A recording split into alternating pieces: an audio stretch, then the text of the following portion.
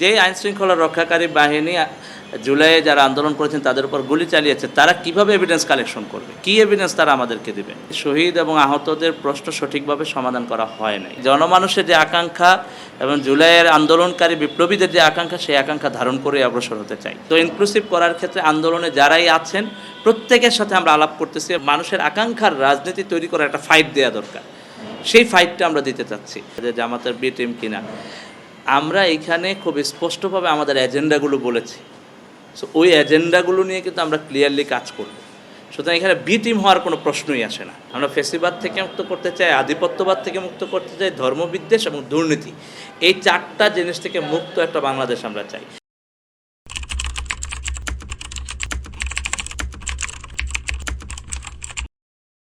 আমাদের United people's Bangladesh প্রতিষ্ঠার পেছনে মূল রাজনৈতিক উদ্দেশ্য কাজ করেছে জুলাইয়ের আকাঙ্ক্ষাগুলোর যে বাস্তবায়ন। এই বাস্তবায়নের পেছনে আমরা দেখতে পাচ্ছি রাজনৈতিক পক্ষগুলো তৎপর না, অথবা এই দাবিগুলো ম্রিয়মাণ হয়ে পড়েছে, যার ফলশ্রুতি আমরা দেখলাম যে আমাদের কিছুদিন আগেই পটুয়াখালীর বাউফলে যাত্রাবাড়িতে আহত যোদ্ধা হৃদয়ে শহীদ হয়ে গেলেন এবং ওনার বাবা বললেন যে অর্থাভাবে চিকিৎসাও ঠিকমতো করাতে পারেননি।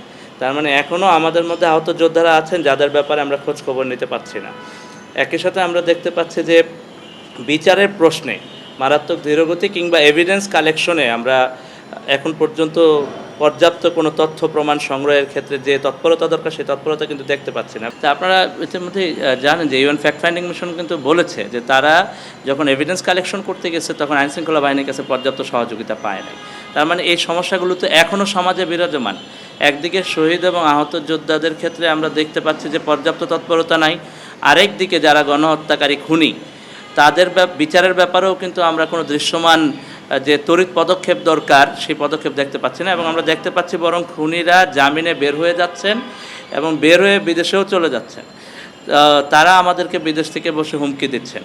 এই বাস্তবতায় আমার মনে হয় যে আমরা যারা জুলাই আন্দোলন করেছি, আমাদের মধ্যকার যে আকাঙ্ক্ষা, যে প্রত্যাশা যে বিচার হইতে হবে, একই সাথে শহীদ আহতদের মর্যাদার প্রশ্নটা, তাদেরকে আর্থিকভাবে স্বাবলম্বী করার প্রশ্ন এবং ফেসিবাদী দল হিসেবে আওয়ামী লীগকে নিষিদ্ধ করার প্রশ্ন, এই প্রশ্নগুলো নিয়ে রাজনৈতিকভাবে সামনে আসার পক্ষ কিন্তু এখন আমরা স্পষ্টভাবে দেখতে পাচ্ছি না। সবাই ম্রিয়মাণভাবে এটা বলছেন, কিন্তু আমরা এটা ক্ষীণ সুরে বলতে চাই না, এটা আমরা স্পষ্ট সুরে বলতে চাই। সুতরাং আমাদের আসার পেছনে এই উদ্দেশ্যগুলো কিন্তু কাজ করেছে।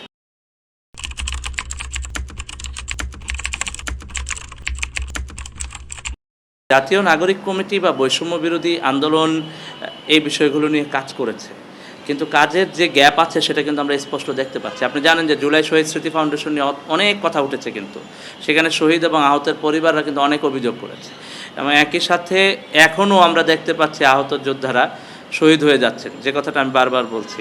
তার মানে কি, যে এইখান থেকে আওয়াজ উঠলেও যে পদক্ষেপ দরকার সেই পদক্ষেপ কিন্তু দৃশ্যমান না, আমরা দেখতে পাচ্ছি না। সুতরাং আমরা মনে করি যে শহীদ এবং আহতদের প্রশ্ন সঠিকভাবে সমাধান করা হয় নাই। তাদের চিকিৎসার প্রশ্ন কিংবা শহীদের পরিবারের আর্থিকভাবে স্বাবলম্বী করার প্রশ্ন আমরা এখন পর্যন্ত যে পদক্ষেপ নেওয়া দরকার, তড়িৎ পদক্ষেপ নেওয়া দরকার, দৃশ্যমান পদক্ষেপ নেওয়া দরকার, সেই জায়গায় গ্যাপ দেখতে পাচ্ছি, সুস্পষ্টভাবে গ্যাপ দেখতে পাচ্ছি। বিচারের প্রশ্নটি খুব স্পষ্টভাবে বলেছি, বিচার নিয়ে তো সেই পরিমাণ দাবি দেওয়ার জায়গাও আমরা কাউকে মাঠে ময়দানে দেখতে পাচ্ছি না তো। এবং এভিডেন্স কালেকশনের কথা বলেছি, যে আইনশৃঙ্খলা রক্ষাকারী বাহিনী জুলাইয়ে যারা আন্দোলন করেছেন তাদের উপর গুলি চালিয়েছে, তারা কিভাবে এভিডেন্স কালেকশন করবে, কি এভিডেন্স তারা আমাদেরকে দেবেন, এই প্রশ্নটা তো নিয়ে কেউ কথা বলছে না। তো আমরা মনে করি যে এই জায়গায় এত বেশি গ্যাপ আছে যে কাজ করার সুযোগ অনেক বেশি। সো আমরা সেই জায়গা থেকে জনমানুষের যে আকাঙ্ক্ষা এবং জুলাইয়ের আন্দোলনকারী বিপ্লবীদের যে আকাঙ্ক্ষা, সেই আকাঙ্ক্ষা ধারণ করে অগ্রসর হতে চাই।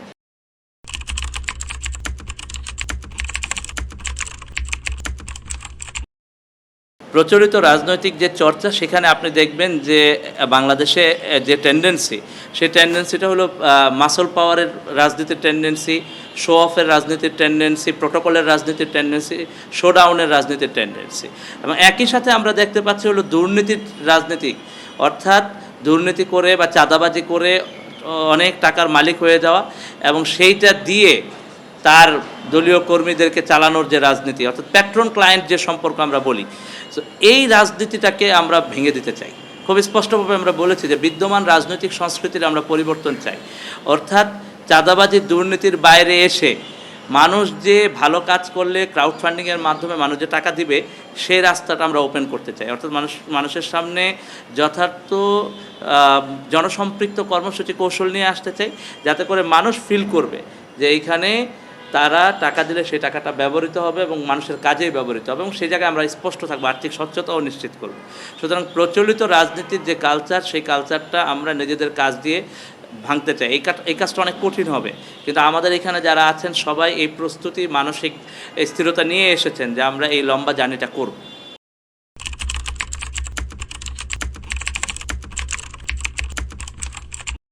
আমরা মূলত একটা সেন্টার রাইট পলিটিক্সের কথা বলছি, মধ্য ডানপন্থী রাজনীতির কথা বলছি, যার মধ্য দিয়ে ধর্মীয় বিশ্বাস এবং মূল্যবোধের আলোকে মানুষ বাংলাদেশের সমাজে যে চর্চাটা আছে সেই চর্চাটা আপহোল্ড হবে। অর্থাৎ কোনো ব্যক্তি তার ধর্মীয় পরিচয়ের কারণে ইনফেরিয়রিটিতে ভুগবেন। আপনি জানেন যে বিগত ফ্যাসিবাদী সময়ে ইসলামের সিম্বলের কারণে মানুষজন তার পরিচয় নিয়ে ইনফেরিয়রিটিতে ভুগেছে, ইসলামোফোবিয়া আক্রান্ত হয়েছে। একই সাথে আমরা দেখেছি যে অন্যান্য ধর্মাবলম্বীরা নানা রকমের হামলার শিকার হয়েছেন রাজনৈতিকভাবে, রাজনৈতিক নেতাকর্মীদের দ্বারা, অথবা কোনো একটা ছোট্ট ইস্যুকে কেন্দ্র করে, তুচ্ছ ইস্যুকে কেন্দ্র করে ঘটনাগুলো বড় হয়েছে, সেখানে কেউ না কেউ সুযোগ খুঁজেছে।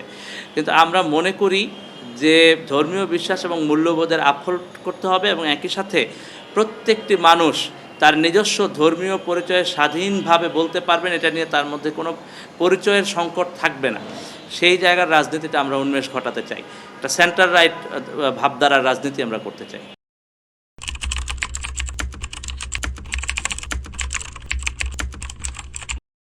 দেখেন, আমাদের এই প্ল্যাটফর্মটা কিন্তু এসেছে অভ্যুত্থানের ফলে, অর্থাৎ জুলাই আগস্টের যে অভ্যুত্থান, সেই অভ্যুত্থানের ফলশ্রুতিতে কিন্তু আমাদের এই সংগঠনটা তৈরি হওয়া।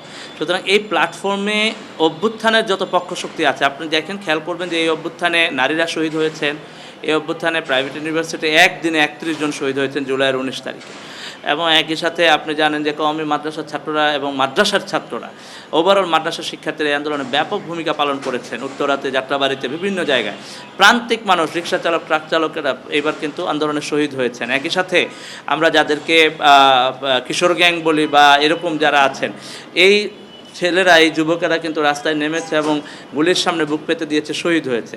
আমরা এই সবার মধ্যে আমাদের যে চেতনাটা আছে, জুলাইয়ের চেতনাটা আছে, এই আলোকে সবাইকে সম্মিলন করেই এই ধারার রাজনীতিটার সূচনা করতে চাই। কারণ প্রত্যেকের মধ্যে একটা ভালো কিছু করার প্রবণতা তৈরি হয়েছে। আপনি খেয়াল করবেন, প্রত্যেকেই চাচ্ছে দেশের ভালো, এবং এটার প্রমাণ কি? এটার প্রমাণ হলো, আপনি খেয়াল করবেন যে ইদানিংকালে যে বিডার চেয়ারম্যান আশিক চৌধুরীর একটা প্রেজেন্টেশন নিয়ে সবাই কিন্তু খুব খুশি। কারণ কি?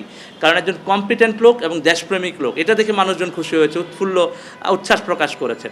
তো আমরা মনে করি, আমরা যদি সবাইকে সাথে নিয়ে সেই কম্পিটেন্স এবং সেই দেশপ্রেম প্রদর্শন করতে পারি, মানুষ যদি ফিল করে, তো মানুষের মধ্যে কিন্তু সেই আবেগ উচ্ছ্বাসটা আছে, সেটা সব প্রদর্শন করবে।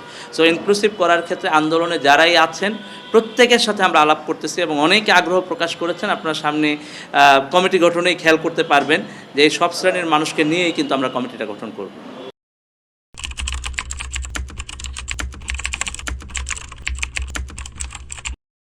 বাংলাদেশের বিদ্যমান রাজনৈতিক অবস্থা যেটা, এটা বারবারই আমাদেরকে জুলাই আগস্টের কথা বলতে হয়, কারণ এটা একটা সিগনেচার পয়েন্ট, এটা একটা রেফারেন্স পয়েন্ট, যেখান থেকে মূলত রাজনৈতিক যে টেন্ডেন্সি, এইটাকে মানুষ প্রত্যাখ্যান করেছে। 16 বছর ধরে চলা যে রাজনীতি, ফ্যাসিবাদী রাজনীতি। তো এখন আমরা খেয়াল করলাম যে 5ই আগস্টের পরবর্তীতেও কিন্তু চাঁদাবাজি বা দুর্নীতির রাজনীতি কিন্তু খুব বেশি চেঞ্জ হয় না। আপনি জানবেন যে আমাদেরই সহযোদ্ধারা অনেকেই এই ধরনের অনৈতিক কর্মকাণ্ডে কিন্তু যুক্ত হয়ে গেছেন। সুতরাং বাংলাদেশের বিদ্যমান রাজনৈতিক সংস্কৃতির বাইরে বেরোয় এসে যে রাজনীতি করা যায়, জনমানুষের মধ্যে আকাঙ্ক্ষা তৈরি হয়েছে, কিন্তু রাজনীতিবিদদের জায়গা থেকে সেই রাজনীতির জন্য ফাইট দেওয়ার প্রবণতাটা কিন্তু আমরা দেখতে পাচ্ছি না। বরং সবার মধ্যেই ওই পুরাতন রাজনীতি বা ওই কালচার যেটা চলেছে, ওই কালচারটাই জিয়ে রাখার প্রবণতা দেখা যাচ্ছে। আমরা মনে করি যে মানুষের আকাঙ্ক্ষাকে ধারণ করে মানুষের আকাঙ্ক্ষার রাজনীতি তৈরি করার একটা ফাইট দেওয়া দরকার। সেই ফাইটটা আমরা দিতে চাচ্ছি।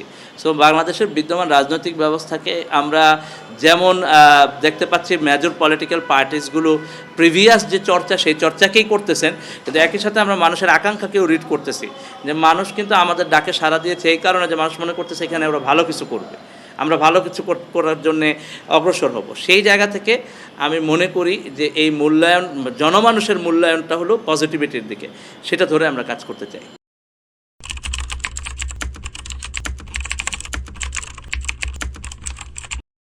যে বর্তমান সংসদীয় ব্যবস্থা এবং ওভারঅল আপনি জানেন যে একটা সংস্কারের আকাঙ্ক্ষা তৈরি হয়েছে এবং সরকার অনেকগুলো কমিশন করেছে সংস্কার নিয়ে এবং সংবিধান সংস্কার থেকে শুরু করে অনেকগুলো সংস্কার কমিশন হয়েছে।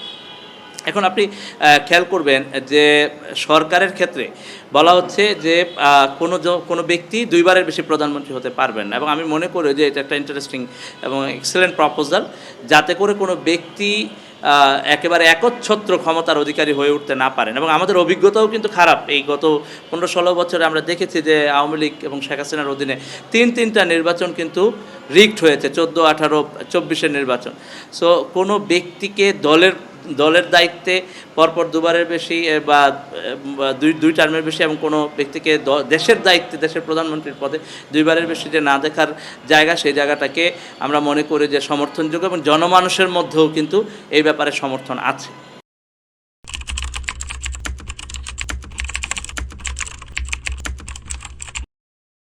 জাতীয় রাজনীতিতে এই মুহূর্তে এই ভ্যাকুমটা আছে। আমি যেটা শুরু থেকেই বলছিলাম যে কেউ কিন্তু দুইটা জায়গায় কাজ করতেছে না। একটা হলো জুলাইয়ের জায়গাটায় সবাই কাজ করতেছে এরকম বলতেছে, কিন্তু দৃশ্যমান কোনো কাজ আমরা দেখতে পাচ্ছি না, যে কারণে আমাদের সহযোদ্ধারা শহীদ হয়ে যাচ্ছেন, যে কারণে বিচারের প্রশ্নে আমরা দেখতে পাচ্ছি এখনও অপরাধীরা সদর্পে ঘুরে বেড়াচ্ছে কিংবা জামিন পেয়ে চলে যাচ্ছে। এই জায়গাটা যেমন আছে, একই সাথে কিন্তু আমরা চাঁদাবাজি বা দুর্নীতির রাজনীতির কোনো চেঞ্জ দেখি নাই, মাসল পাওয়ারের রাজনীতির কিন্তু কোনো চেঞ্জ দেখি নাই। তার মানে মানুষের মধ্যে কিন্তু এক্সপেকটেশন আছে যে এই জিনিসগুলো পরিবর্তন হওয়া দরকার। সো একটা ভ্যাকুম তো আছেই জনমানুষের আকাঙ্ক্ষার জায়গা থেকে। ওই ভ্যাকুমটা ফিল আপ করার ফাইট দেওয়ার মতো কোনো রাজনীতিবিদ বা কোনো রাজনীতিককে কিন্তু মানুষ এখনও দেখতে পায় নাই। আমরা এখানে যারা কাজ করছি আমরা কিন্তু ওই ফাইটটা দিতে চাচ্ছি, অর্থাৎ ওই ভ্যাকুমটাতে মানুষের যে আকাঙ্ক্ষার জায়গার যে ভ্যাকুম, মানুষ যেই জায়গাটায় ফিল করতেছে যে কেউ আসে না কেন, যে যারা মূলত এইখানে একটা চেঞ্জ ঘটাবে, সিস্টেমের চেঞ্জ ঘটাবে, সেই সিস্টেমেটিক চেঞ্জের জন্য কিন্তু একটা ভ্যাকুম অলরেডি আছে। সেই জায়গাটাতে আমরা কাজ করতে চাচ্ছি।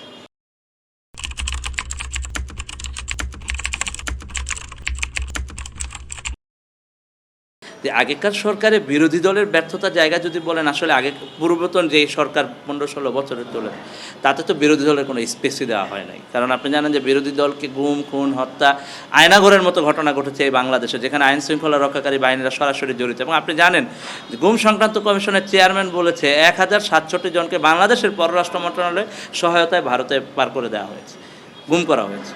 তো এই ধরনের ঘটনা বাংলাদেশে ঘটেছে, যেখানে আপনি জানেন যে বিএনপির শীর্ষ নেতা সালাউদ্দিন সাহেবকে কিন্তু ভারতে জেলখানা খাটতে হয়েছে। কিভাবে সম্ভব? এবং ইলিয়াস আলীর মতো লিডার গুম হয়েছেন, ব্রিগেডিয়ার আমান আজমিন গুম হয়েছেন, ব্যারিস্টার আরমান বিন কাসেম গুম হয়েছেন, এরকম অসংখ্য মানুষ কিন্তু গুম হয়েছে। সো এই যে গুমের ইতিহাস এবং মামলা, শুধু আন্দোলনের সময়কার কথা বলি, এই আপনি জানেন যে জুলাইয়ের 18 তারিখে যখন ডিজিটাল ব্ল্যাকআউট হলো, এইখান থেকে শুরু করে জুলাইয়ের 29-30 তারিখ পর্যন্ত কিন্তু ব্যাপকভাবে গণগ্রেফতার চলেছে। বাসায় বাসায় গিয়ে কিন্তু গ্রেফতার করা হয়েছে। সেখানে 2 লক্ষের উপর কিন্তু মামলার আসামি করা হয়েছে, 2 লক্ষাধিকের উপর মানুষজন। তো এই যে কালচার, এই কালচারের বিপরীতে দাঁড়িয়ে পুরা রাষ্ট্র ব্যবস্থা যে দানব হয়ে গেছিলো, সেখানে বিরোধী দলের আসলে কোনো ভূমিকা পালন করার সুযোগ ছিল না। সেজন্যই তো আমরা সবাই মিলে এক হয়ে সম্মিলিত প্রতিবাদ এবং সম্মিলিত আত্মত্যাগের মানসিকতা এবং আত্মত্যাগ করেই কিন্তু এই দানবকে সরাতে পেরেছি। সুতরাং এখন বর্তমানে যদি আপনি প্রশ্ন করেন, বর্তমান রাজনৈতিক কালচারটাকে আমরা আর আগের জায়গায় ফিরে দিতে চাই না, সেইখান থেকে নতুন একটা জায়গা আমরা তৈরি করতে চাই। সো প্রিভিয়াসলি আসলে বিরোধী দলের তেমন কোনো ভূমিকা পালন করার সুযোগ আছে কিনা, সুযোগ ছিল কিনা, আমি মনে করি যে কোনো সুযোগ আসলে দেয়া হয়নি। কারণ রাষ্ট্রীয় বাহিনী সরাসরি একটা দলকে সাপোর্ট করেছে, এবং সেই দলকে সাপোর্ট করতে গিয়ে আপনি জানেন এই জুলাই কি ভূমিকা পালন করেছে। তারা বলেছে যে গুলি করি, মরে একটা, আহত হয়ে একটা, বাকি রয়ে যায়। এই যে ভাষা ব্যবহার তখনকার স্বরাষ্ট্রমন্ত্রীর সামনে, এবং এতে নিয়ে তাদের মধ্যে কোনো অনুশোচনাবোধ নাই, গিল্টি ফিলিংস নাই। এর অর্থ কী? এর অর্থ হলো রাষ্ট্রীয় বাহিনীকে ব্যবহার করা হয়েছে। একই সাথে বিচার বিভাগ, তারা বলেছে তারা নাকি শপথবদ্ধ রাজনীতিবিদ। তো কোন বিচার বিভাগের কাছে আপনি যাবেন যারা শপথবদ্ধ রাজনীতিবিদ? তো বাংলাদেশে কোনো সিস্টেমই তো ছিল না, কোনো মিডিয়া কথা বলতে পারে না। আপনারা জানেন কোনো মিডিয়াকেই তো কথা বলতে দেওয়া হয় নাই। সুতরাং ওই সময় আসলে কোনো বিরোধী দলীয় ভূমিকা পালন করার মতো সুযোগ ছিল না। তারপরেও প্রত্যেকটা দল তার মতো করে আন্দোলন চালিয়ে গেছে। জুলাইয়ে এসে সেই প্রতিবাদগুলো সম্মিলিতভাবে কিন্তু একটা ফলাফল এনে দিয়েছে।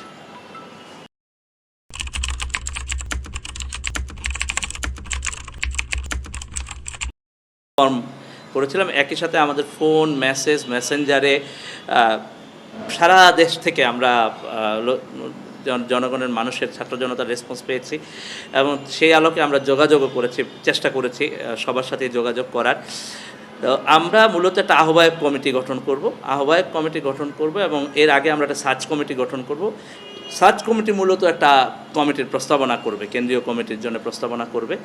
দেন আমরা ওই একটা আহ্বায়ক কমিটি গঠন করে সারা দেশে কমিটি গঠনের দিকে অগ্রসর হব।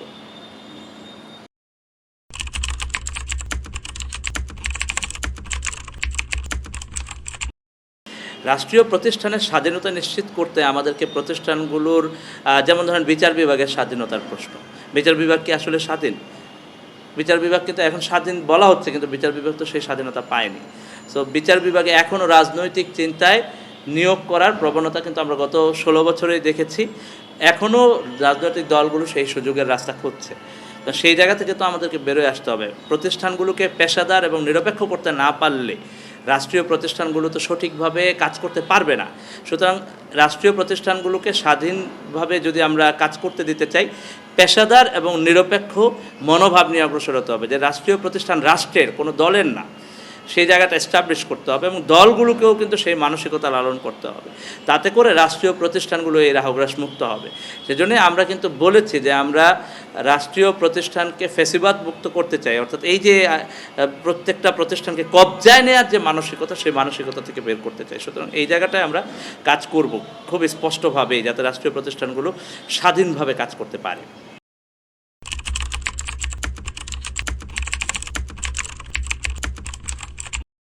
মানবাধিকার এবং বাকস্বাধীনতার প্রশ্নে আমরা মনে করি যে প্রত্যেকটা মানুষের কথা বলার অধিকার আছে, স্বাধীনতা আছে। অবশ্যই এই অঞ্চলের মানুষের সংস্কৃতি, এই অঞ্চলের মানুষের কালচার, এই অঞ্চলের মানুষের ইতিহাস, ঐতিহ্য, সেই জায়গাগুলোকে রেসপেক্ট করে। আপনি জানেন যে পৃথিবীর প্রত্যেকটা দেশেই ওই দেশের যে কালচার, ওই দেশের যে দীর্ঘদিন ধরে চলা ইতিহাস, ঐতিহ্য, অনুশীলন, সেগুলোকে কিন্তু সবাই রেসপেক্ট করে। সুতরাং সেই রেসপেক্টটা ধরে রাখতে হবে।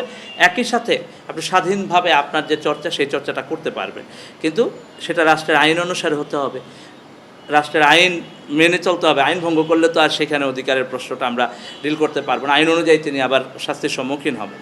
কিন্তু মানবাধিকার এবং বাক স্বাধীনতার প্রশ্নে আমরা মনে করি প্রত্যেকটা মানুষ স্বাধীনভাবে চলতে পারবেন, স্বাধীনভাবে কথা বলতে পারবেন। শুধুমাত্র আইনের যে বার আছে, সেই বারগুলো তিনি মেনটেন করবেন এবং এই অঞ্চলের যে মানুষের যে কৃষ্টি, কালচার, সভ্যতা, ইতিহাস, ঐতিহ্য, সংস্কৃতি আছে, সেই জিনিসগুলোকে তিনি রেসপেক্ট করবেন।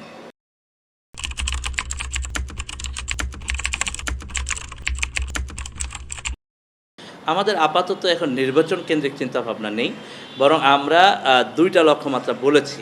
যে প্রাথমিক লক্ষ্যমাত্রা হিসেবে বিচারের প্রশ্নটা তুলেছি, একই সাথে ফ্যাসিবাদী দল হিসেবে আওয়ামী লীগের নিষিদ্ধকরণের কথা বলেছি এবং শহীদ এবং আহতদের পরিবারকে আর্থিকভাবে স্বাবলম্বী করার প্রশ্ন তুলেছি।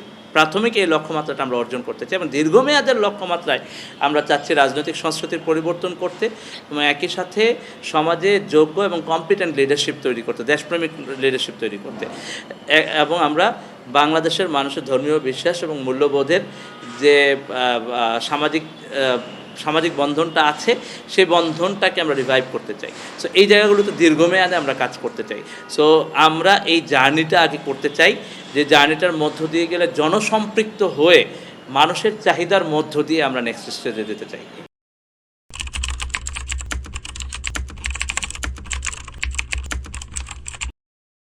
প্ল্যাটফর্মের নামের বিষয়ে আমরা বেশ ইন্টারনালি বিভিন্ন পর্যায়ের মানুষের মতামত নিয়েছি, সার্ভে করেছি। যেমন প্রাইভেট ইউনিভার্সিটি স্টুডেন্টদের, ইংলিশ মিডিয়ামের স্টুডেন্ট, স্কুল কলেজের, মাদ্রাসার শিক্ষার্থী, এমনকি রিক্সা চালক সহ প্রান্তিক পর্যায়ের মানুষদের আমরা মতামত নিয়েছি। প্রায় 1000 খানেক মানুষের মতামত আমরা গ্রহণ করে বেশ কিছু নাম চুজ করে সেই আলোকে আবার মতামত গ্রহণ করেছি। তারপরে আসলে মূলত আমাদেরকে এই নামটা চয়েস করতে হয়েছে, যে আপাত দৃষ্টিতে এই নামটা বাংলাদেশকে আপ করা, বাংলাদেশকে আপহোল্ড করা, এই সেন্সটা যেহেতু ধারণ করে, সেই জায়গা থেকে আমরা মূলত, এবং একই সাথে ঐক্যবদ্ধ, যেই জুলাইয়ে যে ঐক্যবদ্ধ জায়গাটা ছিল ইউনাইটেড, সেই ইউনাইটেড পিপলস, ঐক্যবদ্ধ জনতার যে বাংলাদেশ, সেই জনতার বাংলাদেশের দিকে আমরা নজর দিতে চেয়েছি।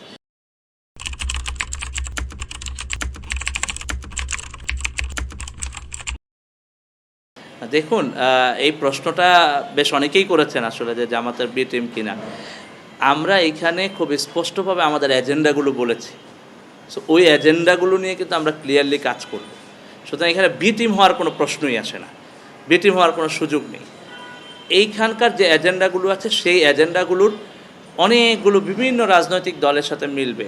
এই আন্দোলনে যেহেতু বড় স্টেক হোল্ডার ছিল বিএনপি, জামাত সহ বিভিন্ন রাজনৈতিক দল, তো এই দলগুলোর সাথে কিন্তু অনেক এজেন্ডাই ম্যাচ করবে। কিন্তু আমরা কিন্তু একটা কথা স্পষ্ট বলছি যে এজেন্ডাগুলো নিয়ে কাজ করার ক্ষেত্রে দৃশ্যমান বা তড়িৎ বা স্পষ্ট কোনো পদক্ষেপ আমরা দেখছি না।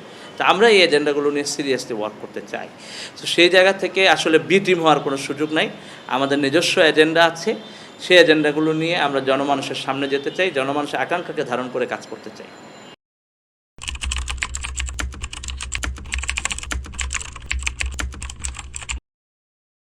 আপাতত আপাতত নির্বাচন কেন্দ্রিক চিন্তাভাবনায় আমরা নেই। আপাতত আমরা আছি হলো আমাদের যে এজেন্ডাগুলো আছে সেই এজেন্ডাগুলো ধরে কাজ করার জন্য।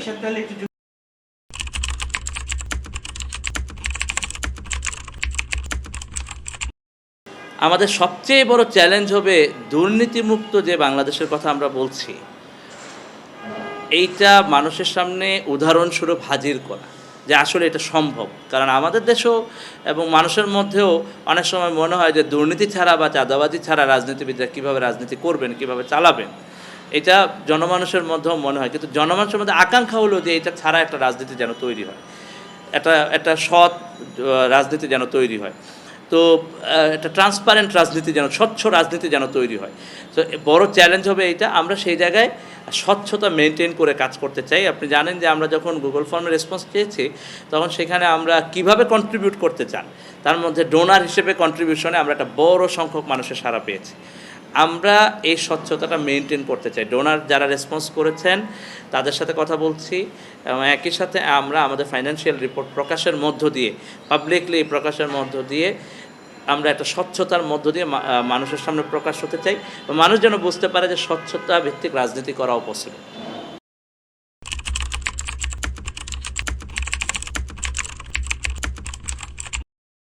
আগামী 5 বছরে ইউনাইটেড পিপলস বাংলাদেশের প্রথম কয়েকটা কাজ আছে। যেমন আমাদের সংগঠনটাকে আমরা একেবারে তৃণমূল পর্যন্ত বিস্তৃত করতে চাই এবং আমাদের যে লক্ষ্যমাত্রাগুলো আছে এই লক্ষ্যমাত্রা অর্জনের পথে আমরা কিছু দৃষ্টান্ত স্থাপন করতে চাই। প্রথমত আমরা যে আর্থিক স্বচ্ছতার কথা বলছি সেই জায়গায় আমরা একটা রাজনৈতিক দলগুলোর জন্য চ্যালেঞ্জ ছুড়ে দিতে চাই যে আমাদের সামর্থ্যের আলোকে আমরা স্বচ্ছতা মেনটেন করে কাজ করছি, সেই জায়গাটা আমরা একটা চ্যালেঞ্জ ছুড়তে চাই। একই সাথে প্রত্যেকটা জায়গায় পলিসি গ্যাপ আছে। আপনি জানেন যে রাষ্ট্রের বিভিন্ন জায়গাগুলোতে পলিসি গ্যাপ আছে। এই প্রত্যেকটা সেক্টরে যারা কম্পিটেন্ট লোক আছেন, এক্সপার্ট লোক আছেন, তাদের মতামতগুলোকে নিয়ে মানুষের জন্যে সেই পলিসিগুলোকে সহজ ভাষায় বলা এবং সরকারের সাথে কোঅর্ডিনেট করে সেই পলিসিগুলোকে বাস্তবায়ন করার জায়গা, এই দুইটা জায়গায় আমরা ওয়ার্ক করতে চাই। সুতরাং আগামী 5 বছরে আমরা মনে করি যে প্রত্যেকটা সেক্টর ওয়াইজ জনমানুষের জনবান্ধব এবং মানুষের উপযোগী পলিসি ডেভেলপ করার জায়গায় আমরা এফোর্ট দিব, জনমত ডেভেলপ করার জায়গায় আমরা এফোর্ট দেব এবং তৃণমূল পর্যন্ত সংগঠনটা ছড়িয়ে দেওয়ার জায়গায় আমরা কাজ করব।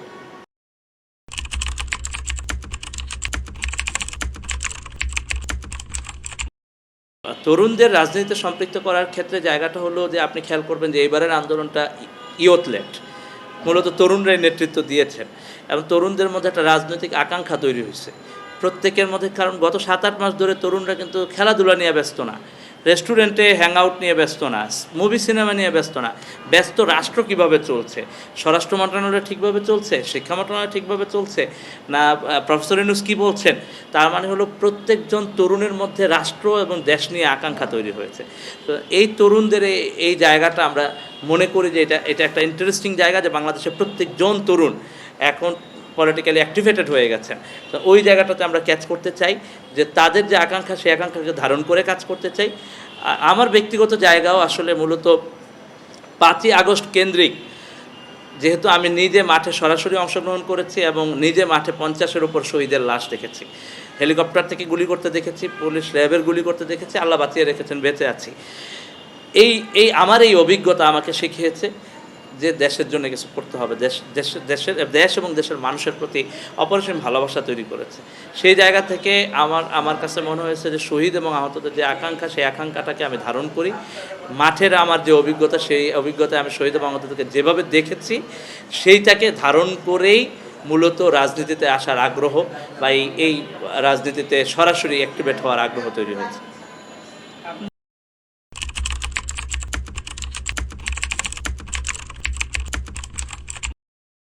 আমরা বলেছি খুব স্পষ্ট, 4টা রাহুগ্রাস থেকে আমরা মুক্ত করতে চাই। আমরা ফেসিবাদ থেকে মুক্ত করতে চাই, আধিপত্যবাদ থেকে মুক্ত করতে চাই, ধর্মবিদ্বেষ এবং দুর্নীতি, এই 4টা জিনিস থেকে মুক্ত একটা বাংলাদেশ আমরা চাই। তো আমরা আধিপত্যবাদের প্রশ্নে আপনি জানেন যে বাংলাদেশ গত 7-8 মাসে ইতিমধ্যেই তার পলিসির মধ্যে কিন্তু নতজানুর পররাষ্ট্রনীতি থেকে রাষ্ট্র বের হয়ে আসতে চাচ্ছে। আমরা নতজানুর পররাষ্ট্রনীতি থেকে বের হয়ে আসতে চাই এবং আমরা কারো দাসত্ব বশ্যতা স্বীকার করে এই দেশ চলবে, এটা দেশের জনগণ মেনে নেবে না। এই জন্যই কিন্তু এই দেশের মানুষ কিন্তু ন্যায্যতা এবং মর্যাদার ভিত্তিতে, বন্ধুত্বের ভিত্তিতে সম্পর্ক চাচ্ছে, দাসত্বের ভিত্তিতে না। কারণ এই জায়গাটাতে খুব স্পষ্ট মেসেজ কিন্তু এই জুলাই আগস্ট অভ্যুত্থানের মধ্য দিয়ে হয়েছে। কারণ আপনি জানেন যে ইন্ডিয়ান এস্টাবলিশমেন্ট বাংলাদেশের মানুষের পালসের দিকে তাকায় নাই, তারা তাকাইছে কিন্তু হলো একটা দলের দিকে। ফেসিবাদী আওয়ামী লীগকে তারা সমর্থন করেছে এবং রিগড ইলেকশন করায় তাদেরকে ইন্টারন্যাশনাল সাপোর্টটা প্রোভাইড করেছে। তো আমরা সেই ইন্ডিয়ান এস্টাবলিশমেন্টকে বলতে চাই যে ইন্ডিয়ার সাথে আমাদের শত্রুতা নাই, কিন্তু যদি এই আধিপত্যবাদী মানসিকতা থেকে তারা আমাদেরকে শাসন করতে চায়, তাহলে বাংলাদেশের জনগণ কিন্তু মেনে নেয় নাই। জুলাই আগস্টের আন্দোলনের মধ্য দিয়ে সেটা প্রমাণ হয়েছে। আমরা সেই জায়গা থেকে আমি বারবার বলার চেষ্টা করি যে বাংলাদেশের জনগণের পাঁচটা বোঝেন। বাংলাদেশের জনগণ এই আধিপত্যবাদ মেনে নেবে না। বাংলাদেশের জনগণ সমতা, ন্যায্যতা এবং মর্যাদার ভিত্তিতে সম্পর্ক চায়, বন্ধুত্ব চায়। আপনি ঘোষণাপত্রে বলেছিলেন যে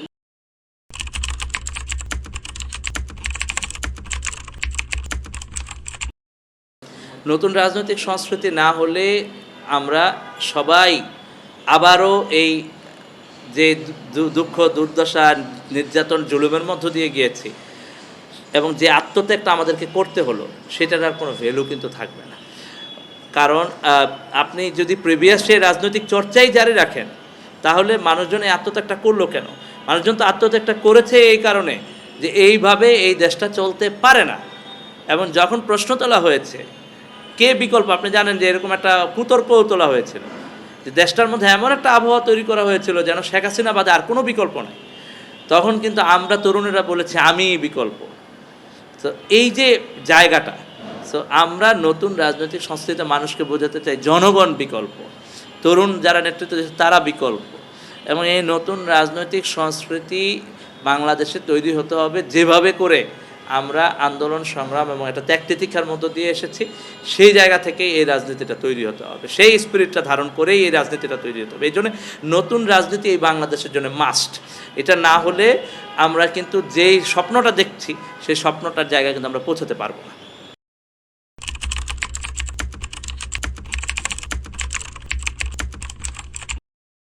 জি, দেখেন বাংলাদেশের সমাজে তো অনেক সমস্যা এখনও আছে। এই প্রত্যেকটা সমস্যা নিয়ে আমাদের মধ্যে কিন্তু আলাপ আলোচনা নাই এবং বিভিন্ন পক্ষের মধ্যে কিন্তু কোনো আলাপ আলোচনাও নাই। কারণ বাংলাদেশে ধরেন সরকারি চাকরিতে অনেক পদ খালি পড়ে আছে, আবার এদিকে কিন্তু অসংখ্য তরুণ বেকার হয়ে বসে আছেন এবং এই আন্দোলন কিন্তু শুরু হয়েছে কিন্তু সে বৈষম্যের বিরুদ্ধেই। আপনি জানেন যে কোটা সংস্কারের আন্দোলন দিয়ে কিন্তু শুরু হলো এই আন্দোলনটা। চাকরির প্রশ্ন এটা একটা মেজর কোশ্চেন। সুতরাং বাংলাদেশে আমাদের কাছে মনে হয় যে এই প্রশ্নগুলো নিয়ে আমাদেরকে স্টেক হোল্ডারদের সাথে আলাপ করতে হবে। বাংলাদেশে চাকরির বাজারকে যেমন বৃদ্ধি করতে হবে এবং একই সাথে দক্ষ জনশক্তি তৈরি করতে হবে, স্কিল লেবার তৈরি করতে হবে। স্কিল লেবার তৈরি করতে না পারলে কিন্তু জনগণের যে আর্থিক চাহিদা আছে, জনগণের যে রিয়েল লাইফ স্ট্রাগল আছে, সেই স্ট্রাগল আমরা ডিল করতে পারবো না। সুতরাং আমাদের এই জায়গায় সমন্বয় সাধন করতে হবে, পলিসি ডেভেলপ করতে হবে। তো আমরা সেখানে আমি আগেও বলেছি যে প্রত্যেকটা জায়গায় আমরা পলিসি ডেভেলপমেন্টে নজর দিচ্ছি। পলিসি ডেভেলপমেন্টের সাথে সাথে আমরা সেগুলো জনগণের ভাষায় জনবান্ধব করে মানুষ যেন বুঝতে পারে যে পলিসিটা তার জন্য কেন দরকার, সেটা আমরা যেমন একেবারে প্রান্তিক মানুষের ভাষায় তাকে বোঝাতে চাই, জনমত তৈরি করতে চাই। একই সাথে আমরা গভর্নমেন্টের সাথে সেই জ্ঞান দরবারের মধ্যে যেতে চাই, যাতে করে ওনারা এই পলিসিগুলো অ্যাডপ্ট করতে পারলে বাংলাদেশের মানুষের জন্য সার্বিকভাবে বাংলাদেশের জনগণ উপকৃত হবে, সেই পলিসিগুলো অ্যাডপ্ট করা যায়। তো সেই জায়গাগুলো আমরা ডেভেলপ করতে চাই।